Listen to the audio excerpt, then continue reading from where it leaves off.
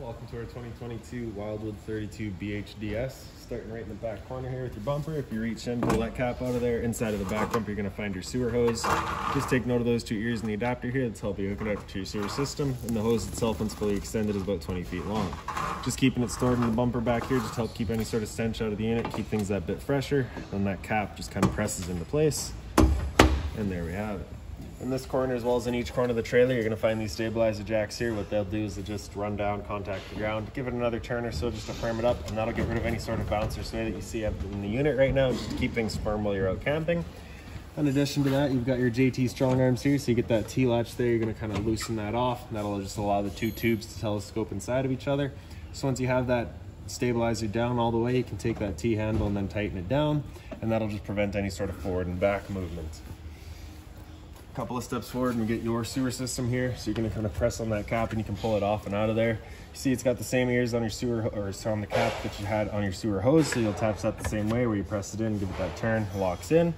On the left here you get a black valve. That black valve is controlling your black tank, which is filled from your toilet. So that's of course going to be your dirtiest water, so we'll be dumping that first. Once that's done, you can then come over to the right here. This one kind of right in the front here is going to be your gray tank. That guy's filled from your kitchen sink, your bathroom sink, and your shower. So that's going to be a little bit cleaner water, so we'll be dumping that second. And then lastly is right in the back there, you get another little gray valve. That's going to be for your galley tank, which is filled just from your exterior kitchen. So we'll be dumping that last to help keep that hose as clean as possible. Straight up from there, we get your exterior shower. So you'll get a little key just like this guy there. You can stick it on in and open it on up. You get the standard 3-foot hose with the standard head, hot and cold water, so if the dog's out getting muddy, you can spray him off where he gets inside. The hose just wraps around the handles and you tuck that head back into place and close it back down again. Right beside that, you get a cable and satellite inlet, so you're just going to pop that on open, and you can see you got your cable on the left, satellite on the right. So your coax cables will just plug into their respective ports and fire up at your TV location. In the center here, you get a black tank flush, so you may notice over time after having gone and dumped your black tank, your monitor panel is still reading 1/3 or 2/3, whatever it may be. Typically, it's just some debris inside of your tank there hanging between the probes causing that misread, so you're just going to take your water hose and plug it into here, open up that black valve and turn on the water, and that'll just flush out that tank, getting rid of any sort of debris that could be causing that issue. To the left of that, we get your city water connection, so your water hose is just going to plug into there, turn on the water, and that'll pressurize the lines throughout the unit. Right beside that, we get your power inlet, so you get that port there, you're just going to open it on up. You'll find a little notch in the bottom corner there. It's going to line up with this notch here. You're going to line those up and press those into place. Give it a little 1/8 turn to lock it down, then you get the threaded collar in the back there to really lock it into place. Following the cord back, you're going to find a standard 30 amp end there. Most campsites will have that. You can just plug straight on in and you're good to go. And we do also provide you with a 15 amp adapter, so if you're looking to plug in at home to charge your batteries or run your fridge, you've got the power to do so. Towards the front of the unit, we'll find your other stabilizer jack up here. So the only difference here is that your strong arm goes front and center of the unit, so you kind of got to reach up and underneath there to get to it. Up from there, we get your storage compartment. So as you open that on up, you just get the magnetic latch to hold it open. Inside of here, you're going to find your water hose. Inside of that water hose is that park adapter I was telling you about. So your 30 amp cord into there, 15 to a standard outlet. It does just see straight through to the other side. Around front of the unit, you get that little white box up on the frame there. That's your battery disconnect switch. So with that pointed up, that's it currently turned on. If you were to turn it fully counterclockwise, you can pull that little red key right out of there, and that just disconnects your battery from the system. Your battery itself is housed inside of this little box here, so as long as you're plugged in through that short cord in the back or your 7-pin to your tow vehicle, that battery is charging for you. Two knobs there. If you loosen those off and push them back, you get access to your propane valves. For the video, I'll just pull them off. And then in the back there, we can show you your changeover. So it's currently red, just letting us know that we've got no propane in the system. The arrow's pointing over here, so this tank's closed. So we'll open that up and it'll go green, letting us know we've now got propane there. Okay.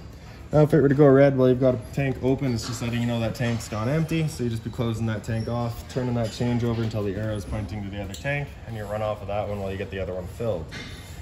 In front, you get a power tongue jack. So on the left is your light switch. On the right, up is up, down is down. Other side of the unit here, your compartment doors, you open that up, you get the same magnetic latch holding it.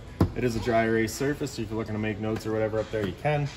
Inside of here and up on the right wall, you get a little light just on its own center push button, and up on that wall there, you can see you get all of your manual overrides. So you kind of get this little S-shaped one, that's going to be the manual override for your tongue jack up front. A little kind of open-ended one is for your T-latches, and then that little 3/4 inch adapter is going to be for all of your stabilizers. Over here on the left, you got your laundry hamper. So we'll show you that from inside of the unit.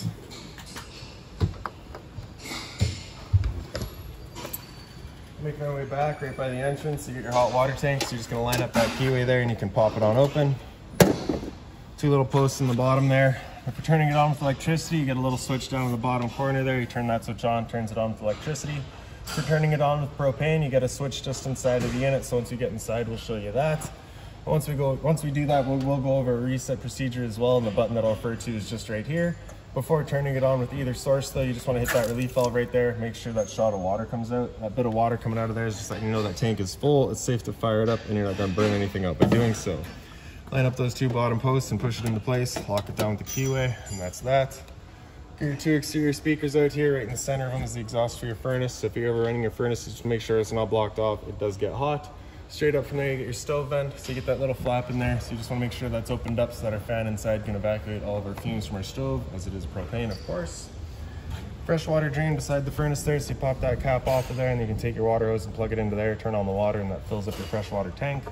The drain for that freshwater tank is pretty well straight down from there. You get this white valve, you pull that back, drains out your freshwater tank. So we'll just let that go for a minute there. GFI protected outlet, resets just inside of the unit. And then right in the very back, actually, sorry, before we do that, low point drains right in the center here. Oh, geez, where is it now? Kind of back a bit more, actually. So you get your valves there, you just open those up, and it allows the water system to drain itself out.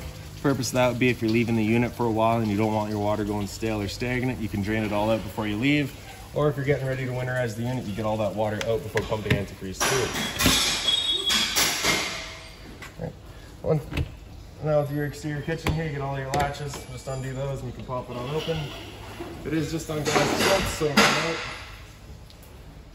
Right side there, you get a light. Across the top, you get your storage. The right side, you also get all the bins there. All right. Now, as the poster tells you, you should have had a fridge here. That is on order, so it will be here eventually. Plug in for it just in the back corner. Hot and cold water at the sink, of course, and the little plug there is just on its own little threaded connection, so you can just kind of thread it into there, locks it down. GFI protected outlet and a cable and satellite outlet there as well.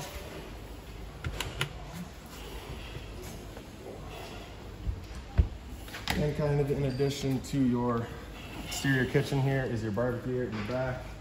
So over on the left side here, you get that latch for it, that little pin. So you're just gonna pull that out of there. Slide that straight up. Then you can swing that barbecue right around. Then you can see you've got all the different mounting holes for it. So you're gonna line one of those up and lock it into place with that same pin. And you get a couple of straps in the bottom of this cover here. Just undo those. And then it's also got a Velcro on it, so we'll undo that as well. Flip it around the front. And then just storing the cover off to the side somewhere. For now, we're just going right there. Travel latches in the front there, undo those and you can pop it up. Inside of there, you'll find your propane hose for it. On the propane hose, it's this quick connect. You pull that collar back, you can disconnect it. Right underneath the handle there, same thing, pulling the collar down, attach it, and there you go, it locks it into place. Then up on the trailer, same thing, just with the addition of this valve here. So with that valve opened up, you cannot undo that quick connect. It's just kind of an added safety. You just gotta close that off. And then you can attach your hose, open up the flow of propane. Then we'll come up to the stove here, press it in, turn it over to light or max, and hit that igniter, and then you can see it fires up. Once you're done, just pressing it in, turn it over to off, let it cool down, then store it all away. So you're gonna close off the flow of propane, pull your hose out of there, put that dust cap back in place, take it out of the stove, and then I just like to attach it to itself, just ensures that nothing's getting in there, and then store it back away.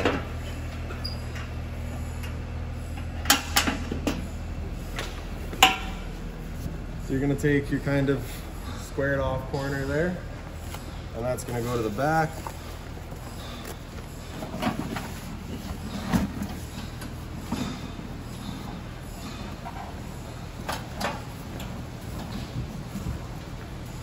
Line up those Velcros.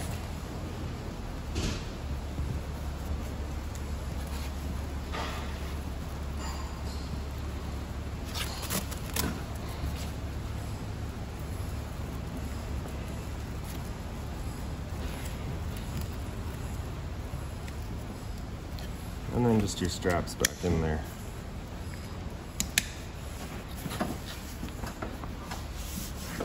then you're gonna kind of roll it out of the way just to make sure that that's open. Undo our latch there, swing it back around, and lock it back into place.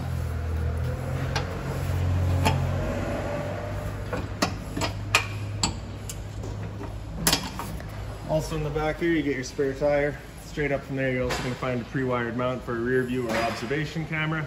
And then right beside that, you can see you do have the pre-installed mount for an on-the-go ladder. So if you're to choose to go that route, it's just a ladder that extends up, clips into there, and allows you up top.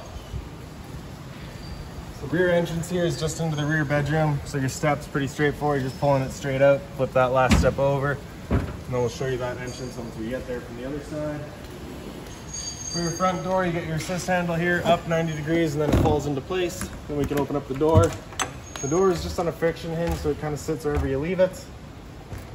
That blue handle here over to the left, or towards the middle, and that'll unlatch and you can slide the stairs on out. And now, take note of these two tabs right there. If you push those in, you can extend or retract your legs just based on your campsite needs. So for example, here you can see we get a little tight. So once you get down all the way, I'll push that tab in, and I can push that leg out. Allows me to lock it into place right there. Okay. So now I'll make our way inside of the unit. First things first, once you get in, here's your fire extinguishers right on the left there. It's standard, pull the pin, point, and shoot. GFI protected outlet up from it. Test on the bottom, reset on top. So if you ever have outlets that don't work, it's the first thing you should check. Straight up the wall from there, you get your dimmer switch there. So you're just gonna press that, that'll turn on all of your lights. If you press and hold, that'll dim them down. Continue holding and they dim back up.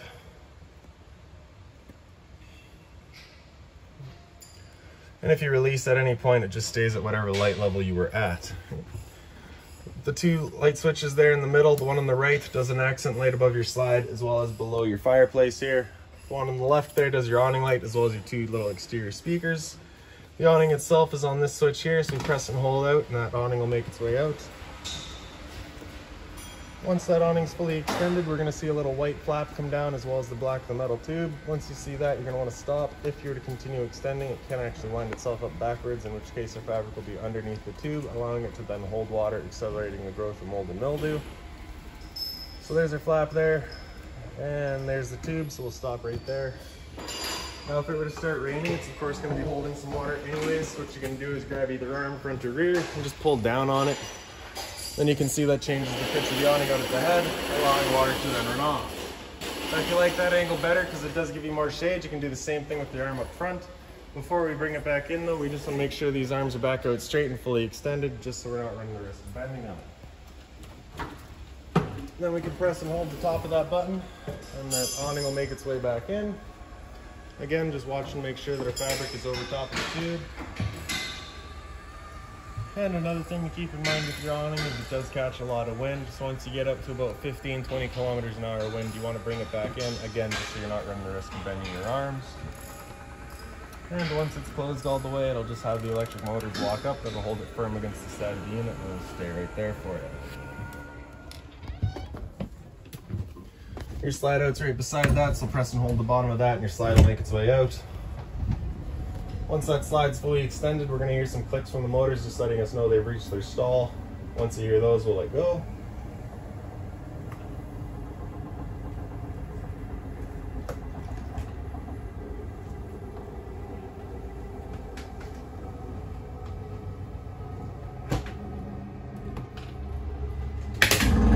There we go. Straight up from your slide out switch on the right there, we get your water heater, so that's going to turn it on with propane. Turn that switch on, you get that little light up there letting you know the ignition sequence will start. Once that sequence is started, that light will go out. It'll try that 3 times. If after the 3rd try it hasn't fired up, it's at that point that light will be coming on and stay on. And then you'll go and use that reset button that we'd shown you. So stood right here, you can hear the click of the igniter and then where the flame, you know the tank is good. Water pump's right beside it. You turn that switch on, turns on your water pump, drawing out of your fresh tank to pressurize your lines. And then up top, you get your monitor system. So on the left there, you get batteries. So you can see we're currently C for charging. G would be good, F is fair, L is low. Fresh tank, as you fill that up, you go to 1/3, 2/3 and full. Same idea for your black, your gray, and your galley. Into the front bedroom now. So as you open up your door, your light switch is right on the left there from it. TV backer in the wall here beside it. Power outlet for it, as well as your cable and satellite outlet for it. This window the blinds throughout the unit are just these slow rise, so you just kind of snap them and they go up. pull them down, they sit where you leave them. The emergency exit there, you're pulling that red tab to get rid of the screen, take this handle here, throw it outside, and hop on out. Pick up the foot of your bed and you get access to your front storage compartment, as well as the little bins there.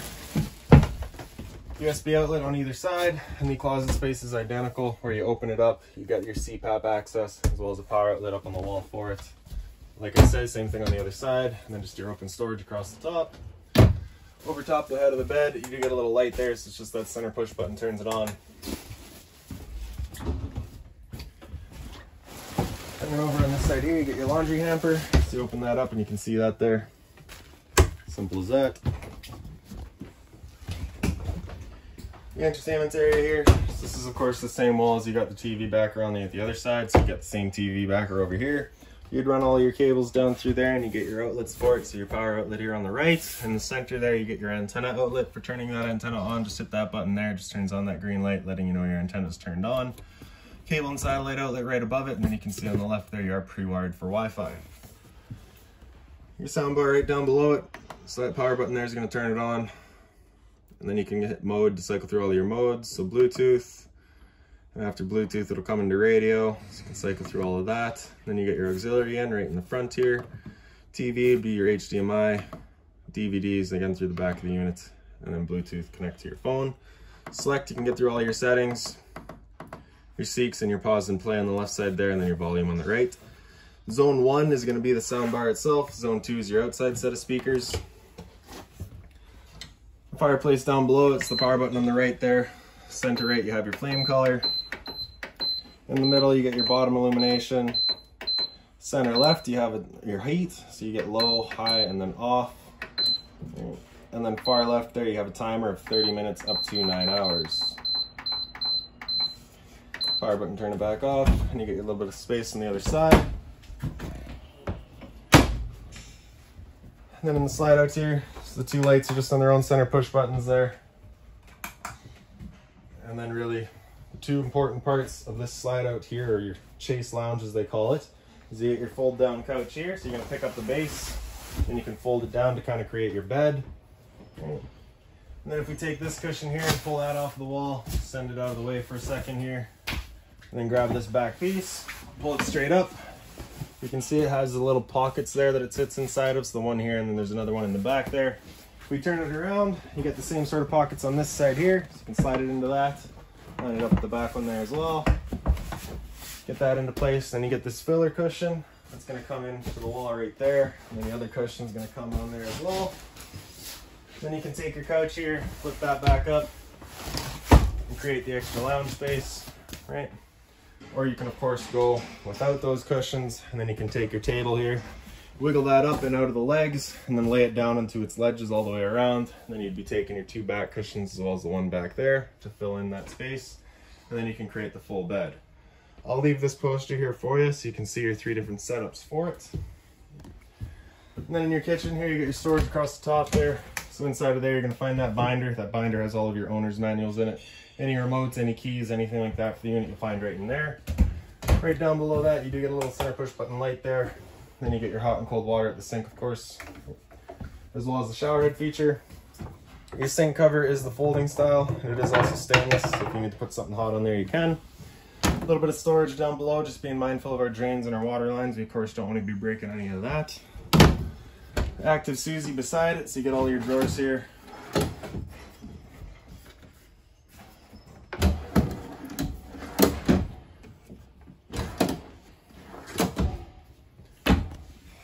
Microwave up top, it's pretty standard, just like home. Not much I can teach you there. Down below that, we got your light and your fan. So this is that fan that you want turned on with that flap outside opened up so we evacuate our fumes. The bifold cover just flips on back. And then you're going to push the knob in, turn it over to high, hit it with the sparker, and you can see she fires right up. I will just mention that the first time you go to use your propane system, especially if you've been away from the unit for a while, can take a minute to fire up just because you'll have to clear all the air to the propane lines. That's perfectly normal.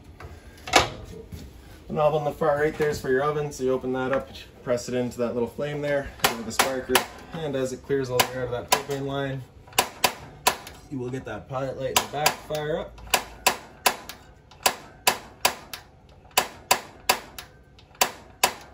There we go. So once you get it going, you just want to hold that knob in for another couple of seconds, and then you can release the knob and the flame will hold itself.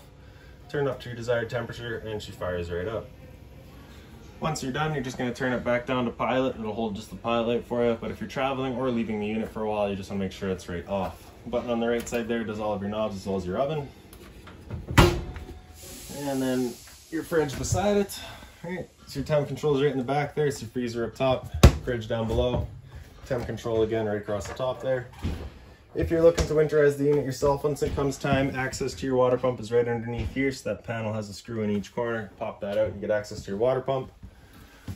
For your hot water tank, there's just that panel right there. It's got 2 screws in the bottom. You get those out of the way and you can get to your hot water tank. Again, for winterizing. Right. Pantry space on the side here. And kind of on the wall right beside it there, you get your LP detector. Propane's heavier than air, it sits on the floor. That guy detects it and starts going off just like a smoke detector would. Straight up from there, you get your thermostats. You press that bottom bar, it'll wake it up. Hit it again, it'll come into fan low. So fan low is just gonna move some air around with the air conditioning fan on low. No cooling involved. Fan high, it's the same idea, just moving some air around, no cooling. Cool high is where it begins to have the compressor cut in and out as needed. The high fan will stay on all the time. Cool low, so again, the compressor is going to be in and out as needed with the low fan all the time.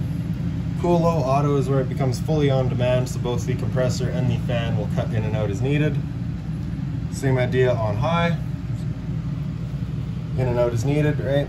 Temp selections with your arrows there. With your air conditioner going, you basically got 2 different options. You can have these 2 louvers that are closed, in which case we're using all of our ceiling ducting to move the air. Or you can open them up and it just dumps all of its air into the living room here. So when you first get out to your campsite, you want these open, cool off this area as quickly as possible, then you can close them off and start moving the air throughout. After cool high auto, if you hit that bar again, it'll come down into heat. It'll turn off the air conditioner and turn on the furnace. Temp selection again, just with the arrows there. Furnace will be moving its air through all of your little floor registers. Then if we hit, or sorry, I'll just quickly mention, first couple of times you run that furnace, you might get a bit of a smell through the unit. That's just the new furnace smell and it will go away. After heat, if you hit that bar again, it'll come down into off and then just cycles back around. So this little light back here, center push button, then you get your closet space and a little bit of drawer space down below that. Power converter down there, so press it top and center and it pops on open. You get all of your breakers down the middle. Whenever a breaker breaks, it's going to sit in the center, so just turn it off and then back on to reset it. On the right side, you get all of your fuses. Whenever a fuse pops, you'll get a little red LED right beside it, letting you know exactly which one went. Then we'll come into the bathroom here. So the light switch is just up on the right side there, and you get your toilet right beside it. So you open that on up. Flushes on the right side. Straight up from there, you're going to find your roof vent, so you're turning that knob to open it up. Back corner, you get the switch to turn on the fan. And then that was, of course, just your rear entry door. Your medicine cabinet here, so as you pop that on open, you can see you got a little tongue right there. It's just going to hold on with that little elastic, just holds it shut for you. Down below that, you get your hot and cold water. And then beside that is your shower. Standard head and hose, hot and cold water. And then in this hallway here, there's a little slide out switch. So before running that slide out, you just want to make sure this door is closed. Then you can press and hold out. That slide will make its way out. You're kind of just blindly having to trust this slide because you can't open that door.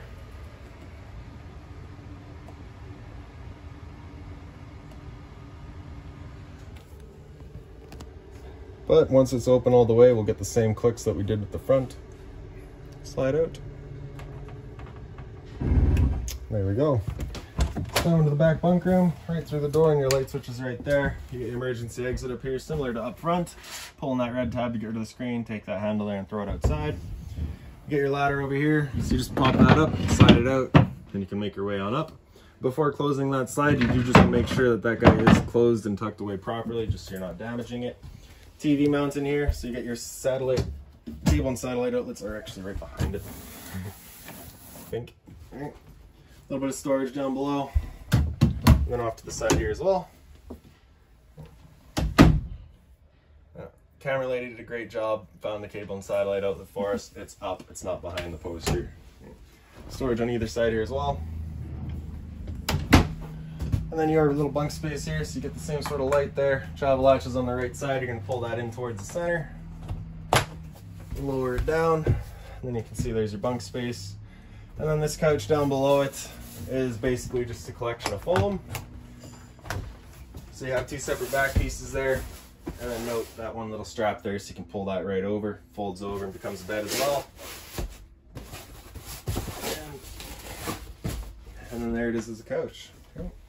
So really, that's about it for this unit. If you've got any other questions on it, please feel free to give us a call, 204-237-7272.